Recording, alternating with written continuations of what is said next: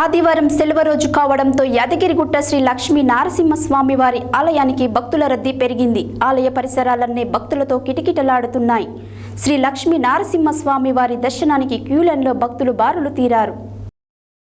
ఆదివారం సెలవు రోజు కావడంతో యాదగిరిగుట్ట లక్ష్మీ నారసింహస్వామి వారి ఆలయానికి భక్తుల రద్దీ పెరిగింది. ఆలయ పరిసరాలన్నీ భక్తులతో కిటకిటలాడుతున్నాయి. శ్రీ లక్ష్మీ నారసింహస్వామి వారి దర్శనానికి క్యూలైన్లో భక్తులు బారులు తీరారు.